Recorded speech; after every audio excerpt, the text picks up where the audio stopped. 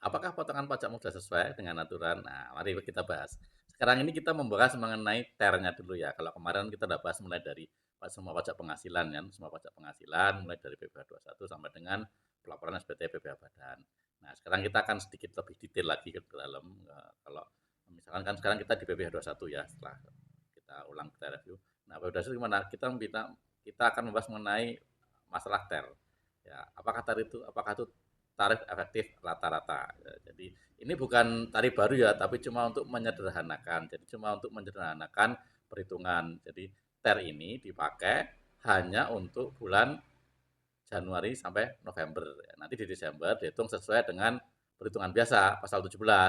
Nah, setelah dikurangi nanti yang sudah dibayar di Januari sampai dengan November dengan TER. Jadi ini bukan tarif baru ya, tapi hanya menyederhanakan. Jadi fungsinya hanya untuk menyederhanakan perhitungan. Jadi para wajib pajak juga nggak bingung. Jadi memang resikonya jadi lebih TER-nya lebih kecil, cuma nanti di akhir jadi lebih besar karena kan cicilannya kecil. Kalau dulu kita setahun kan itu biasanya agak flat gitu ya, tiap bulan flat gitu. Cuma sekarang relatif lebih kecil, tapi di akhir jadinya lebih gede. Itu yang harus kita waspada. Jadi ada berapa aja TER? TER itu ada TER harian, ada juga TER bulanan. Kalau TER harian itu di bawah 450.000 sehari, itu nol. Nah, kemudian kalau setelah 10 hari di bawah 2,5 juta itu tarifnya 0,5%. Jadi kalau ada kita pegawai harian, itu pegawai harian kurang dari 10 hari dan kurang dari 2,5 juta itu ternya nol. Kemudian jika kita pegawai bebas gitu ya, kayak dokter, akuntan gitu-gitu yang pekerjaan bebas itu tarifnya adalah penghasilan bruto ya, penghasilan bruto kali 50%, kemudian dikali lagi tarif pasal 17. Jadi beda-beda ya. Kalau ingat-ingat ya, kalau di PPh 21-nya untuk pegawai harian, yang harian itu satu. Ya, yang pertama ingat nih, yang pertama itu kalau dia di bawah 1 hari dan hanya kurang dari 450.000, ternya nol.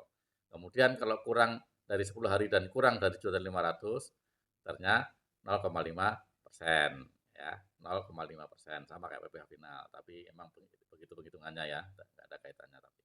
Oke, kemudian jika dia pegawai bebas atau pekerja bebas itu tarif bruto pendapatannya ya, bruto kali 50% kali pasal 17. Ya, misalkan sebulan dapatnya 100 juta, berarti 100 juta kali 50%, 50 juta kali pasal 17. Ya. Kalau 200 juta, jadi 200 juta kali 50%, ya 100 juta kali pasal 17. Pasal 17-nya berarti kan yang 60% kena 5%, yang 60 juta kena 5%, yang 40 juta kena 15%. Begitu ya. Nah, kemudian kalau pegawai tetap, bagaimana pegawai tetap? Kalau pegawai tetap itu pendapatan bruto dikalikan TER. Jadi kelompoknya, dikalikan kelompoknya, kelompok A, B, C. Kalau kelompok A itu TK0, TK1, dan K0. Nah, kemudian yang B itu sisanya setelah C. C itu K3. Jadi gampang ngapalinnya ya. Kalau A itu adalah TK0, TK1, dan K0. Kalau C itu K3, sebelumnya itu berarti B. Nah, jadi nanti penghitungannya gimana? Penghitungannya penghasilan bruto dikali ternya, kelompoknya. Nah, kelompoknya apa? Kita lihat di tabel. Jadi ada tabelnya sendiri. Nanti kita lihat di tabel, misalkan kelompok kita ada di kelompok B itu 10 juta, misalkan tarifnya 5%. Jadi ya 10 juta kali 5%. 5% berapa? Nah, itu yang kita bayar sampai dengan November. Tapi nanti di Desember, setelah di Desember baru kita hitung semuanya pendapatan selama 1 tahun dengan PPh pasal 17. Ya, nanti PPh pasal 17 dapat berapa, dikurangi TER-nya, nah baru sisanya kita bayar sebagai utang pajak di PPh 21 ya di Kortek. Nah, nanti kita akan bahas nih ya masalah di Korteknya bagaimana ya. Oke, salam.